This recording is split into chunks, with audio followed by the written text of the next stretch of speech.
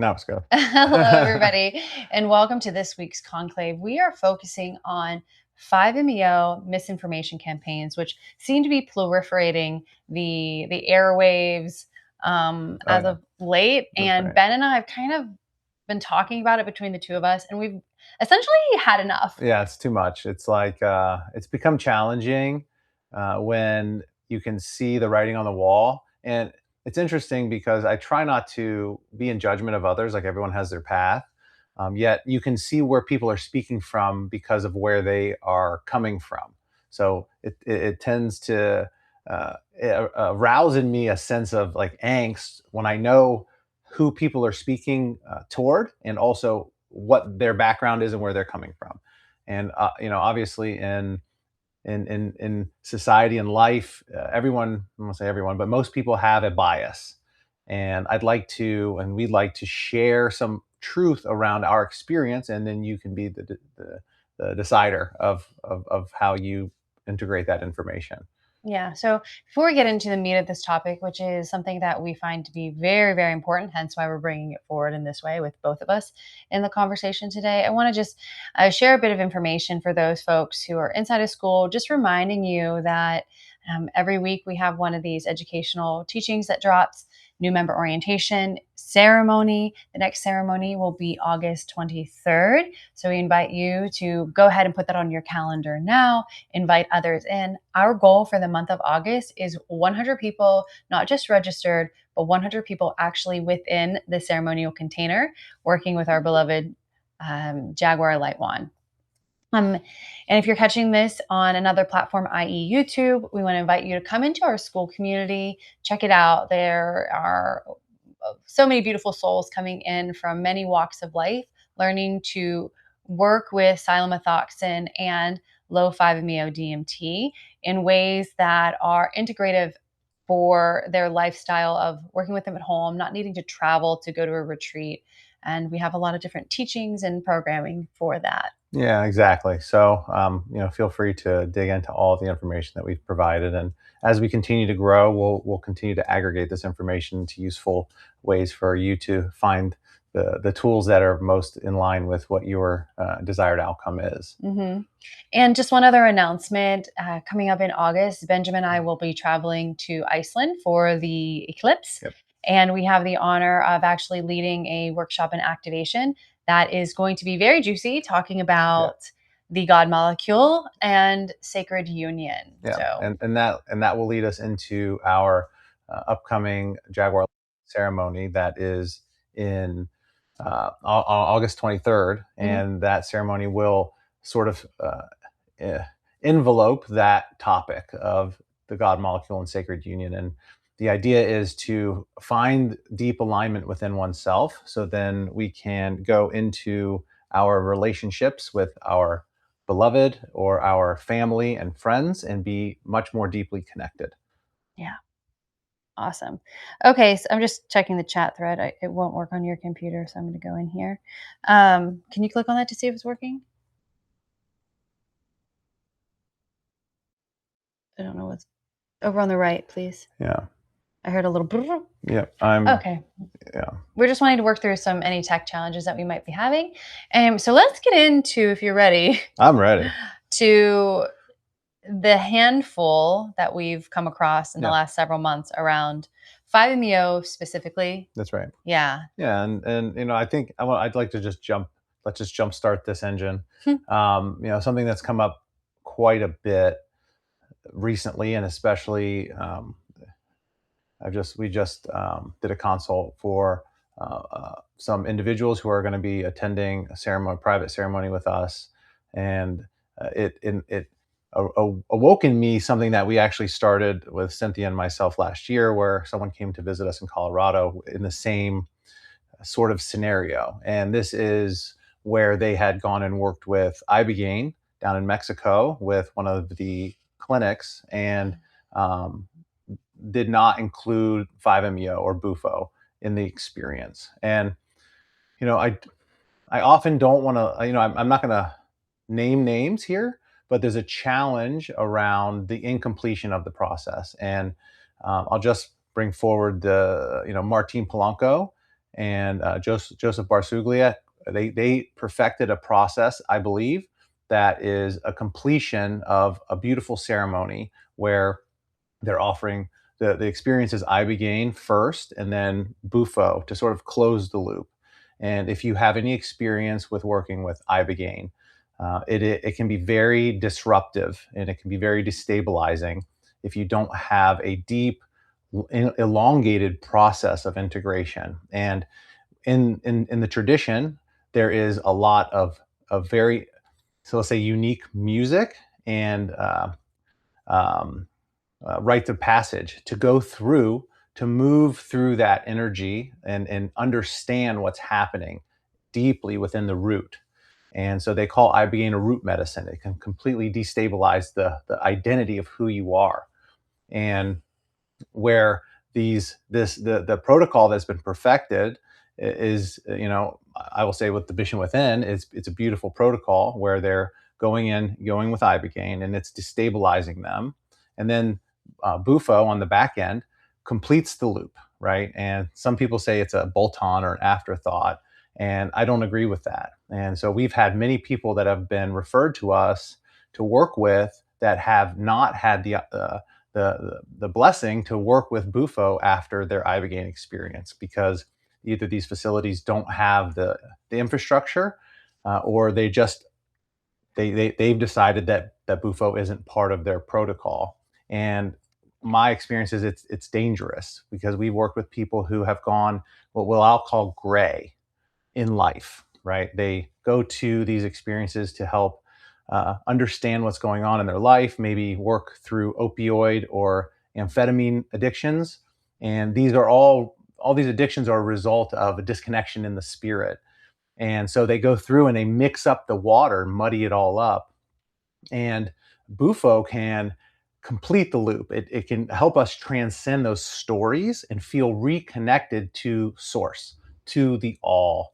And without that, man, it's very, very difficult to process oftentimes. So let's talk about why these other facilities or practitioners have this belief that bufo should not be included in ibogaine experiences or Yeah. treatments. Yeah, I mean, obviously, I can't know exactly, why they're saying it, but what I can observe Hmm. is that it's like this idea that 5-MeO is the ultimate psychedelic.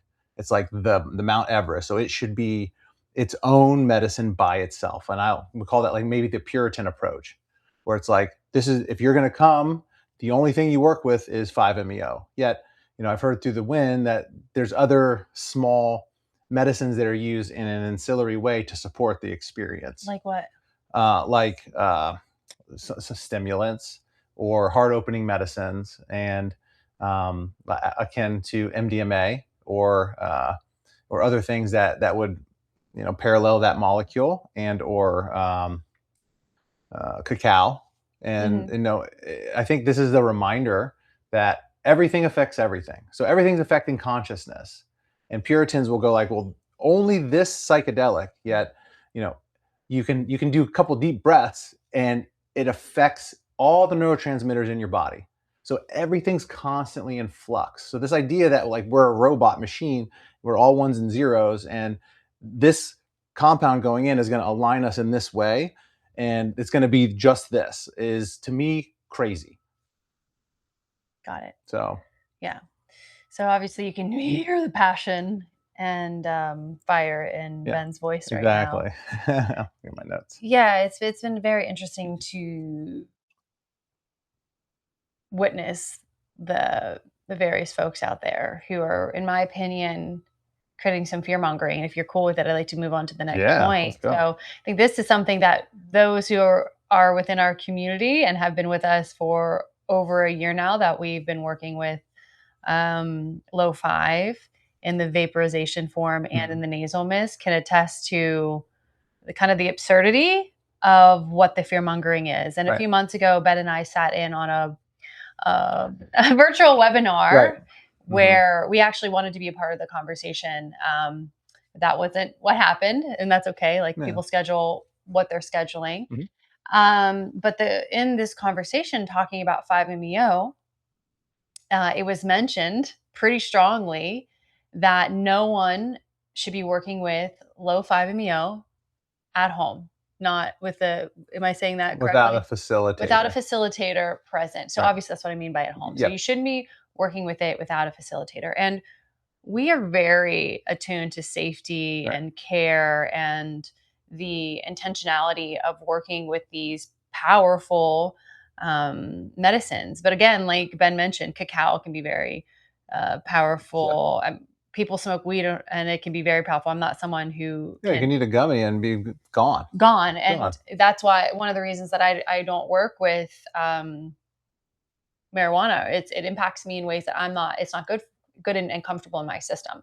Whereas something like the Unity Mist or the Jaguar Light Wand, I feel very comfortable and safe and like good working with in my own homescape. So Right. um, where Yeah, I was I think it going with that? stem Okay, well, I think so it stems from that, like, the idea that maybe 1 milligram can put you in a full release well, dose. that's another topic. So there's this the narrative that we saw on this call. Kind of come back into a linear Yeah. way of sharing this was 1 in 25 people can work with a light wand. Well, not necessarily A vape. a vape is what they're referring to. They didn't name us specifically because we're not the only ones out there, but um, a vape at home and be totally fine. But the 26th person asphyxiates and dies. Yep. Or accidentally uses it while they're driving and gets in a crash and dies. Yeah. So in this viewership of this conversation, Ben and I started laughing at that because we're aware of how many beautiful souls just in our organization have worked with the vape devices that our sacrament comes in, and then the multitudes of others Right. who have before we provided that to our membership.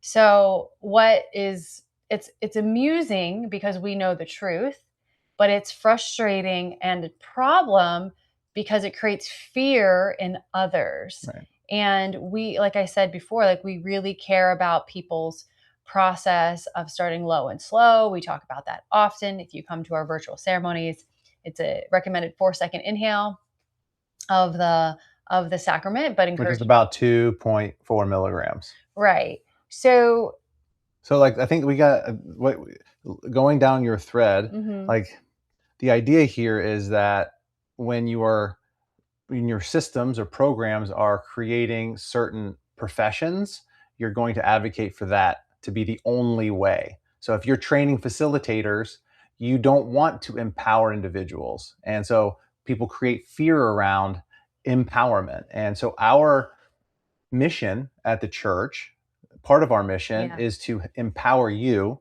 to have your own wherewithal to approach anything you desire in your life safely. And Mhm. so 5-MeO is that one of those things that are important for us to have access to connect with God consciousness, you know, uh, Espirito Christos, like the Christ consciousness, Christ's spirit within us. And we have this idea that has come from however many generations of programming that we have to go to someone else to be healed. Right. And what we find amusing, I don't know if I can go there, but Go for it. I will, um, is what we find amusing is that we find that these control dynamics are definitely the way in which a lot of spiritual organizations have structured themselves Right, over the years. And now we're watching a commercial model use that same fear tactic to control people, while we, as a right. spiritual organization, are working to liberate, free, and give the ownership of connection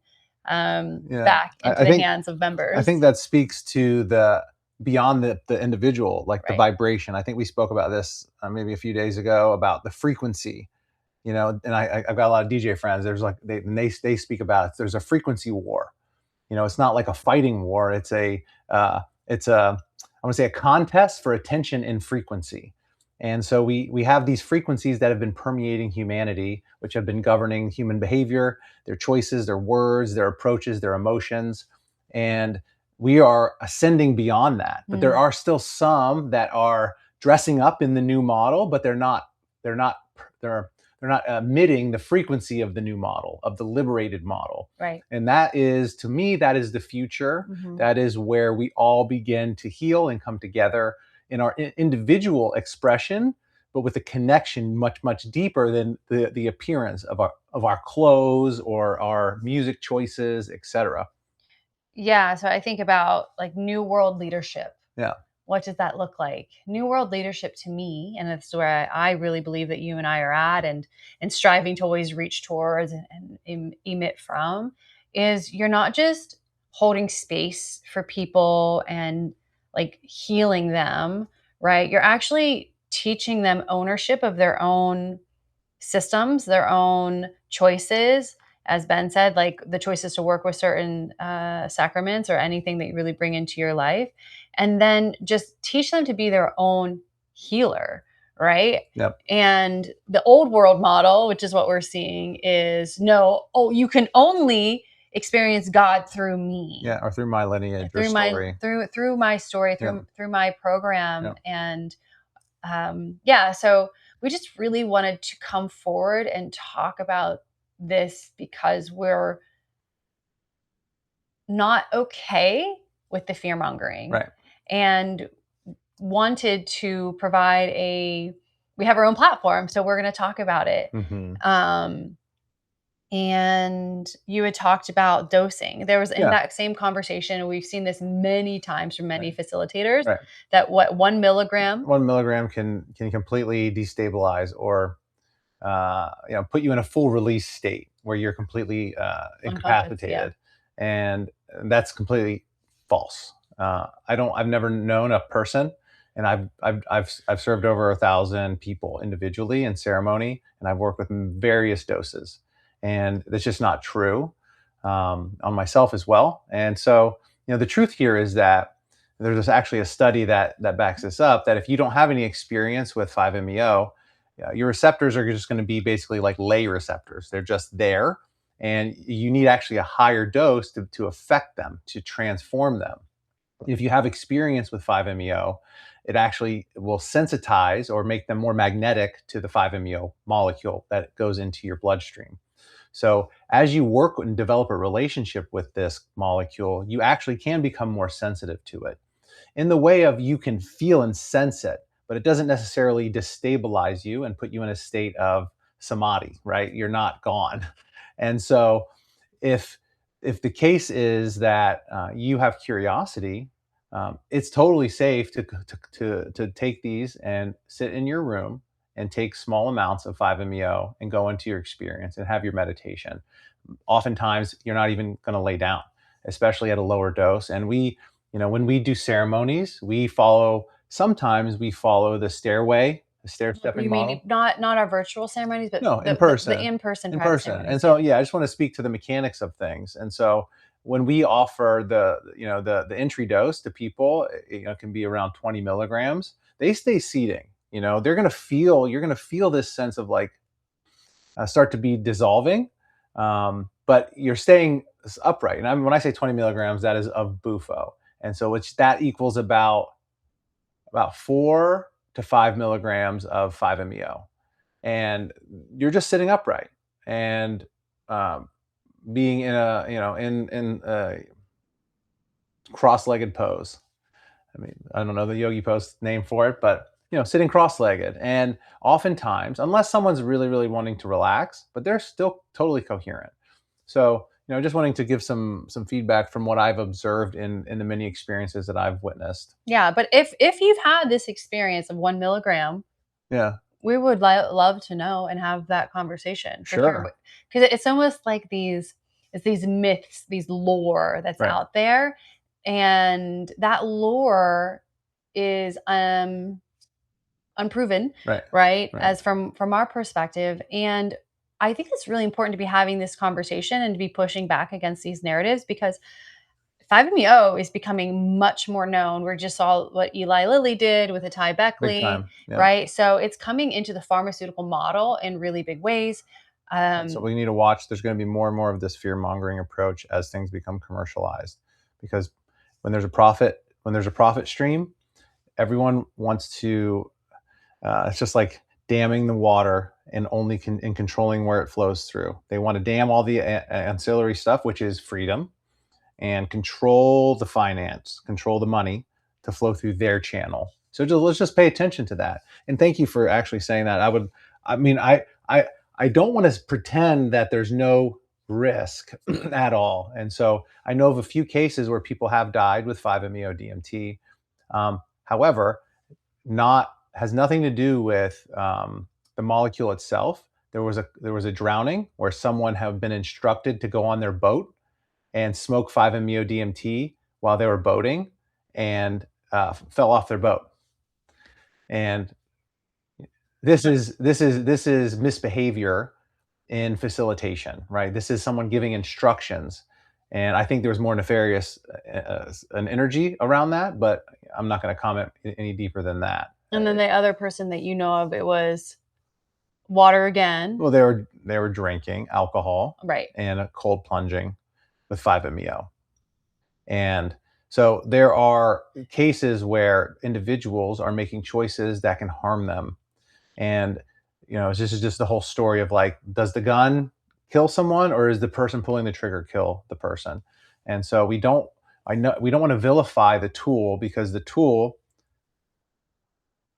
Oh, yeah, exactly. Thank you for that. Yeah. And so we don't want to vilify the tool, right? Because, if we talk about 1 out of 100, we don't say, okay, we can't use it anymore because one person out of 100 is irresponsible. What we want to do is continue to facilitate and conversations and education, and allow that to proliferate the system, and let the Right. system be rich with safety and harm reduction approaches so we can use these. Right. And in addition to that, it's treating these compounds with reverence. Yeah. Right. And I have chills just saying that. Like, they are spiritual allies for us to connect into the truth of our beingness. So if you are mistreating and or choosing a different pathway, then the outcomes could be very, very different. And so, just if you're treating something with reverence, more than likely you're having a very safe approach Right. to working with them. And that's why we have the teachings of like setting up self ceremony. This is why we encourage, if you are going to go into higher dosing, specifically with the Jaguar Light Wand, that you have someone there with you. So treating these compounds with reverence, treating your physical temple with reverence is the pathway in my opinion. This is the first and only real temple is our body. Right. We build all these like temples out here, but this is the temple. Right. And the thing is with 5-MeO, it's an endogenous, right? Yeah. So Yeah. So this is, and I'll speak just a little humor too around the what we call reactivations. And so reactivations, if you haven't heard of them, and you may have experienced them if you've worked with 5-MeO or Bufo, but reactivations is essentially the medicine coming back online well after your ceremony closes. And this can happen in maybe in a conversation with someone that something triggers in your mind, doing breath work, doing anything that really can elicit either a getting up very fast. Getting up fast, right? And so just speak to the mechanics of this. So when we experience something traumatic, let's say a car accident, or if you're in combat, like witnessing one of your brothers or sisters be wounded or killed in action, it can sort of create a burn-in on consciousness, right? So it creates sort of an image connected to your emotions, and this is something that can stay with you for a long period of time. And because it is an activating event, essentially, it's sort of recorded in your body. And obviously, if you haven't read, there's a book, The Body Keeps the Score, which correlates these types of events with our physicality. And so I say this because I want to draw a distinction with 5-MeO. So when you go to a deep dive of 5-MeO, and you can stack as well to get to that state, but essentially it puts you in a state of awe, where it's like it can be the biggest experience, or the most transformational experience that you've ever had. And so what that does is, it akin to these other, let's say, like lower vibration or like traumatic experiences, it can create burn-in on your emotions and on your physicality. So when you go into a state of release, you're actually re-remembering that experience, and then your body floods with that molecule because you are actually creating it within yourself. So then it's like, okay, wow, it's coming back online. And some people will say, like, after after you go through a bufo ceremony or 5-MeO ceremony, like, don't use cannabis, like, stay away. And I'll say, well, I would say not stay away. I'd say be mindful.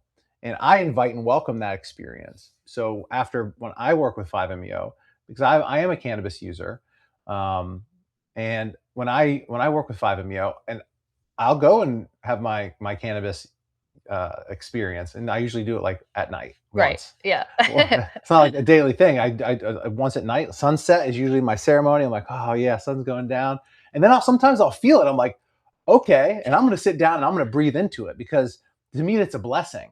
It's like, I get to feel this state of expansion, of awe, without having to like create all this movement around it. And to me, it's like, these are the reminders that we are connected to something greater than ourself, than our suffering, than our joy. Even it's all happening simultaneously. So I just wanted to sort of bring that up as it's almost as a gift. Hmm. So if you're feeling it, lean into it, accept it, be grateful for it.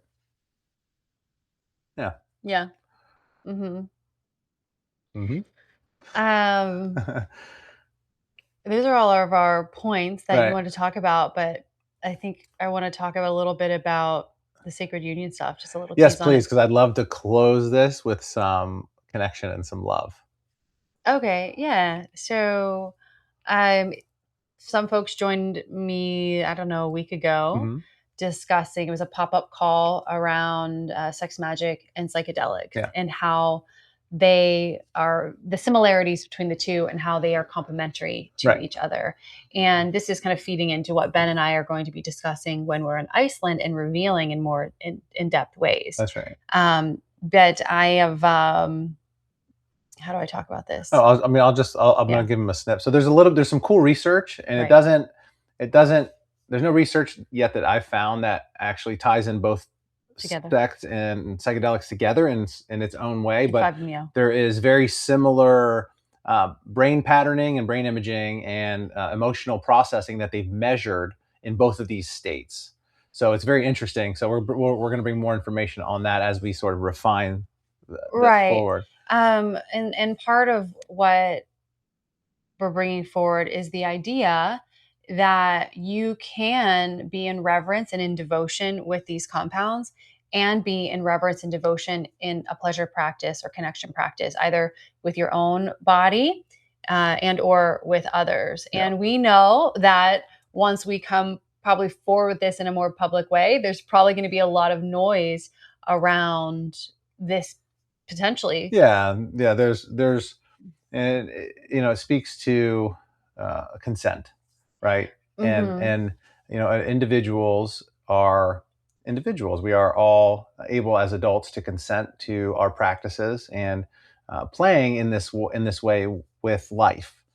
And I think this reminds me of even growing up as a kid and starting to explore different textures. What things feel like in my body, and how to interact with with the world. And there is a lot of shame that shrouds that exploration. And I think it's so important for us because the same shame Mm, has been shrouding psychedelics and right. expanded consciousness. Hmm. And what we know is that when you're in a state of uh, ecstasy, it's in both ways. And actually, I'll What speak do you mean just, by that? It's in both ways it's in both places. of It's psychedelics and psychedelic and sexual connection. And I right. can tell you, my very first real mushroom experience, I was in a state of physical full body orgasm. It seemed like eternity, over and over. And I was like, this is this. It was like it felt. I mean, it wasn't sexual because there wasn't sex happening, but But it like the felt the energy of same. the blooming. It was the Yeah. same exact, like, it Yeah. was the same exact feeling, and it was just like, "Oh my gosh." Oh yeah. Yeah, and so, it's interesting because, like I said, there's research that's showing these very similar states, and, you know Yeah. So again, we believe that this is a pretty audacious organization yeah, and is on the leading edge. and look forward to, the opposite side of the spectrum having their own opinions. We Yeah. kind of can predict what that will be, but we want to continue to safely encourage people to be pioneers in their own way Right. and Explore ex- new ex- frontiers. explore new Yeah. frontiers. And the God molecule is the molecule of unity consciousness. It is the molecule of soul union, Right. of the Yeah. masculine and the feminine coming back Yep. Twin together flames. Yep. into Mhm. totality together. And to be a the whole human is, it's unifying those aspects and creating That's right. from that place, and the miracles that come once you can align your masculine and your feminine together, and then they create this third, That's right. right? Exactly. And then from that internal union, you're able to actually create that same bond with your beloved, or with your. I mean, really beyond that too. We're speaking here about an intimate connection, but this goes out to connecting with your family, Right, with your friends. with your passions, your Yeah. career, Yeah. a Exactly. multitude of things. It just blossoms outward. Right. So that's just something that we'll be talking more about, and we'll probably get reactions from the psychedelic high school at large from it. But want to continue to just implant these ideas of freedom, of liberation, of, as Ben said, consent, and of reverence into working with these compounds, and knowing that even though people may be subject matter experts, they may have their own Bias. bias, they may have Yeah. their own motivations like we Right. all do. Exactly. And to continue to lean into what's the truth for yourself, Yeah. right? Like listening to your inner truth, not the, even us, maybe you disagree with us, which is Yeah. totally, totally perfect. Right. And yeah, in anyone's positions, it doesn't make them wrong. It just makes them they're making choices from the wisdom that they know. And they may not have the whole story, just like everyone. Yeah. Yeah. So I think that's really all we I have for feel really today. good about that. Okay. I mean, Yeah. I really love actually just being on here and chatting. Yeah. Yeah, we haven't gotten on and had a conversation together, which Yeah. is really how we started when we began the Mhm. conclaves Yeah. last May. So, thanks everybody for tuning Yeah. in. Thank Love you you. so much. Would love to have you share this with others, get the word out there. Yeah. Absolutely. And Yeah, we're trying to grow this community. yeah, This is the front edge, and as these this I'll say these because it's more than just 5-MeO. It's all these um, God-given plants and animal allies. As they proliferate society and become commercialized, it's going to be important, more and more important for us to stay in the grass and help grow the grass. We are the yeah, grassroots. right. And when, I guess I'll maybe close with this, is what we've noticed is that it's very challenging for us as an organization to Mm, receive positive attention right, from the loudest mouthpieces out there as far as in the psychedelic right, space, but we still stay in the energy of the truth right. and the That's right. highest. And I've been reading a bit in the Gospel of Philip, which is a really beautiful teaching. Mhm. And just how where the truth really lives, and to stay in that vein, and eventually, the truth will be revealed to those who, and kind of in the way it's phrased here, is like those who are worthy, or those who want to see the truth, Right. and those who don't want to see the truth, they can't. We can't exactly. It's Yeah, impossible. yeah. So that's all I have to share. Yeah. Love you so much. See Yeah. you Thank you. all August 23rd in ceremony. Yeah. Hell yeah. All right. Bye, everyone. Much love.